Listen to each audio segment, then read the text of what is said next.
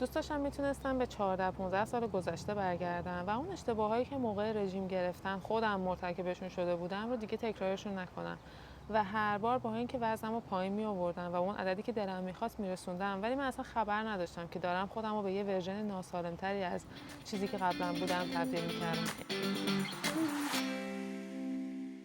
انگار یه جورایی همیشه تو گوش ما خونده بودن که اگه که وزنمون روی ترازو بیاد پایین، لزوما داریم یه قدم مثبت برای سلامتیمون برمی‌داریم و حتما داریم سالم‌تر میشیم.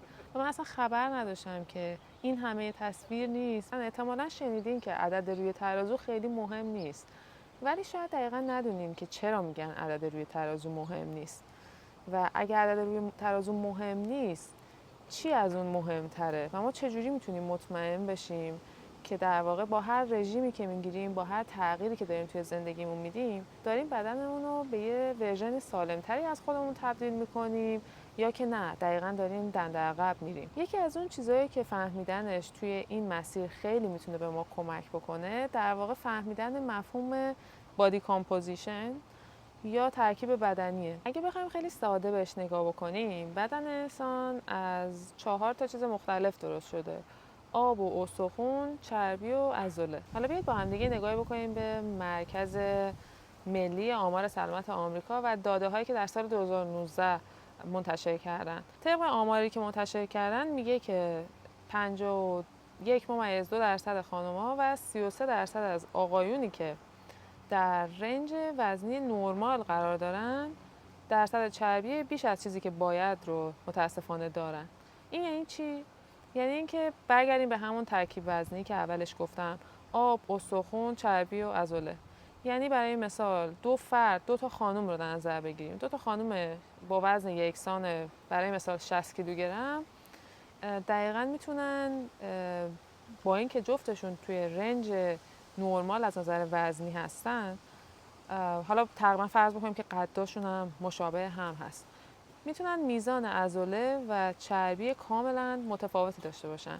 مثلا یکیشون میتونه، حالا برای اینکه صرفا یه سری عددی بگم که یه مثالی زده باشم، یه خانم میتونه 26 کیلو عضله داشته باشه و وزن کلیش 60 کیلو باشه، ولی میتونه 20 کیلو عضله داشته باشه و وزن کلیش بازم 60 کیلو باشه. و نکته اونجایی مهم میشه که ما فکر نکنیم که عضله ها فقط به درد این میخورن که ما مثلا توی جیم بتونیم وزنهای سنگین تری بلند کنیم، یا کلا به درد این میخورن که اجسامو از این ور به اون ور تکونشون بدیم. اصلا اینطوری نیست و عضله ها نقش خیلی مهمی در سلامت متابولیکی ما میتونن بازی بکنن. خب یه مثال ساده بخوام بزنم، فرض بکنید شما یه وعده غذایی رو مصرف کردین که این وعده یه میزان کربوهیدرات داره. حالا اصلا نمیخوام بگم خیلی کربوهیدرات بالایی داره یا لزوما فست فود بوده یا کلا یه ظرف پر پاستا بوده، نه، حتی یه میزان متوسطی کربوهیدرات داشته باشه که غذای نرماله که مثلا اکثر روزا مصرف میکنید رو فرض کنیم که مصرف کردید. در این حالت هم به هر حال چون این غذا حاوی مقداری کربوهیدرات بوده، تا حدی قند خون شما بالا میره. در مواقعی که شما انسانی هستین که عضلات زیادی دارین، این عضله های شما میتونن این قندی که در خون شما بالا رفته رو استفاده بکنن برای مصرف انرژی که به صورت نرمال توی روزانه بهش احتیاج دارن. اما اگر شما یه شخصی باشید که کمبود عضله دارین، با خوردن همون غذا این به این معناست که شما عضله های کمتری دارین که بتونه اون قند خون رو در واقع جذب بکنه و ازش به عنوان انرژی استفاده بکنه. و این به این معناست که قند خون شما بالاتر میمونه نسبت به اون شخصی که میتونست قند خون بیشتری رو در واقع جذب کنه و برای فعالیت‌های روزانه ازش استفاده بکنه. یعنی 2 نفر که وزن و قد یکسانی دارن ولی یکیشون میزان عضلاتش بیشتر از اون یکی شخصه و اون یکی شخص طبیعتاً چربی بیشتری داره، اون کسی که عضلات بیشتری داره ظرفیت و گنجایش بیشتری برای مصرف قندیجات و کربوهیدرات هایی که توی طول روز مصرف میکنه داره. یعنی بدنش میتونه کربوهیدرات بیشتری مصرف بکنه و از نظر متابولیکی کمتر تحت تاثیر قرار بگیره، چون این عضلات بیشتر یه جورایی شما فرض بکنید مثل یه اسفنج بیشتری هن که اون قند اضافه رو از توی خون جمع میکنن به سمت خودشون و ازش برای انرژی در طول روز استفاده میکنن. و این دقیقاً یکی از اون علتیه که خیلی مهم میشه ترکیب بدنی و اینکه ما چقدر عضله و چربی چه نسبتی با هم دیگه اینا رو توی بدنمون داریم. فارغ از این که در واقع ما ورزشکار هستیم نیستیم، اصلا میخوایم چیزای سنگین تو طول روز بلند کنیم یا نه، این دقیقاً علتیه که به ما کمک میکنه که سلامت متابولیک بیشتری داشته باشیم. این پدیده‌ای که یه نفر وزنش توی همون بازه نرماله اما میزان چربیش بیش از حدیه که باید رو بهش میگن نورمال ویت اوبیسیتی. حالا یه چیزیه که شما میتونید، خیلی هم در سالهای اخیر از قبل بیشتر شده و خب شما به راحتی با سرچ کردن این عبارت میتونید راجبش اطلاعات بیشتری هم به دست بیارید. اما حالا چه اشتباهایی بوده توی رژیم که من خودم 4-15 سال گذشته انجامش میدادم و اگر اطلاعاتی که الان داشتم رو اون موقع داشتم هرگز این کارو نمی‌کردم. سه تا از اشتباهات رایج موقع کاهش وزن، اولیش اینه که خیلی از وقتا صبر و حوصله کافی برای کاهش وزن نداریم. حتی اگر مثلا می‌خوایم 5 کیلو هم از دست بدیم، دنبال این هستیم که در کمترین بازه ممکن این اتفاق بیفته. و اصلا به این فکر نمی‌کنیم که شاید اگر که من بخوام خیلی به بدنم فشار بیارم و کمتر از اون حدی که باید غذا مصرف کنم که سریعتر این 5 کیلو از دست بدم، در واقع من دارم عضله بیشتری از دست میدم نسبت به اون چربی که دلم میخواد به صورت ایدئال از دستش بدم. پس یکی از این مواردی که باید رعایت بکنیم اینه که در واقع ما چقدر سریع میخوایم وزن کم بکنیم. این برای افراد مختلف متفاوته. افرادی که چربی بیشتری دارن در واقع یه جوری انگار یه ظرفیت بیشتری برای از دست دادن دارن. اونا میتونن یه مقدار سریعتر هم وزنشون رو از دست بدن. اما هر چقدر میرسیم به کسایی که چربی کمتری دارن ولی خب همچنان میخوان یکم بیشتر چربی از دست بدن، اونا باید بیشتر حواسشون به این مسئله باشه و حواسشون قطعا باشه که تایم کافی برای این کاهش وزن رو به بدنشون بدن. و از جمله کارهایی که شما میتونید انجام بدید برای اینکه مطلع بشید که در واقع چقدر تایم خوبی هست برای اینکه وزن خودتون رو کم بکنید، این هست که یه سری کلکیولیتورهای آنلاین هستن که یه چیز تخمینی به شما میگن. لزوما 100% برای همه درست نیست، اما میگم باز چیز تخمینیه که شما میتونید از این کلکیولیتورهای آنلاین استفاده بکنید برای اینکه متوجه بشید که در واقع توی چه بازه زمانی میخواید که باید این وزنی که میخواید کم بکنید رو توی چه بازه زمانی پخشش بکنید. ولی به صورت سرانگشتی بخوام بگم بین مثلا هفته نیم کیلو تا 1 کیلو چیزیه که برای عمده آدم‌ها قابل قبوله. حالا هر چقدر چربی بیشتری داشته باشن برای از دست دادن میتونن به اون 1 کیلو هفته‌ای نزدیک‌تر باشه از دست دادن وزنشون، هر چقدر چربی کمتری داشته باشن به اون نیم کیلو میتونن نزدیک‌تر باشن. دومین اشتباه رایج توجه نکردن به پروتئینه. حالا اینم جزو چیزاییه که با گسترش سوشال مدیا و شبکه‌های اجتماعی خوشبختانه بیشتر داریم ازش میشنویم، ولی بازم همچنان نیاز به توجه ویژه هست. اینکه حالا میگن پروتئین به اندازه کافی مصرف کنین، این یعنی چی و اینکه آیا همه پروتئینا مثل همن، هر کسی چقدر پروتئین لازم داره و اینکه در واقع ما خیلی وقتا خیلی سرمون شلوغه و اگر بخوایم پروتئین شمردن هم توی روال زندگی عادیمون بیاریم بگنجونیمه، شاید واقعا نرسیم که بتونیم خوب رعایتش بکنیم. در رابطه با پروتئین من یه ویدیوی جداگانه حتما میسازم و توضیح میدم که چه راهکارهایی به خودم کمک کرده که بتونم پایبند بمونم بر این میزان پروتئین مصرفی که بدن خودم لازم داره، بدون اینکه بخوام از این اپلیکیشن‌های مختلف استفاده بکنم و خیلی بخوام تو طول روز همش دنبال این باشم که بشمارم این چقدر پروتئین داره اون چقدر پروتئین داره. من حتما یه ویدیو جداگانه ازش میسازم. سومین اشتباه رایجی هم که تو مسیر کاهش وزن هم خودم انجام دادم هم خیلی وقتا دیدم که آدمای دیگه هم انجامش میدن، اینه که در حین اون مسیر کاهش وزنی که هستند فشار مکانیکی کافی به عضلاتشون وارد نمیکنن. حالا این میتونه هر نوع ورزشی باشه، لزوما این نیستش که در واقع وزن زدن باشه یا کار با دستگاه باشه یا بدنسازی باشه، میتونه هر نوع ورزشی که فشار کافی به عضله ها بیاره باشه. حالا علتش چیه؟ علت اصلی اینه که شما وقتی که تو مسیر کاهش وزن هستین باید همچنان این سیگنال رو به بدنتون برسونید که من این عضله ها رو لازمشون دارم. و چجوری این سیگنال رو به بدنتون میرسونید؟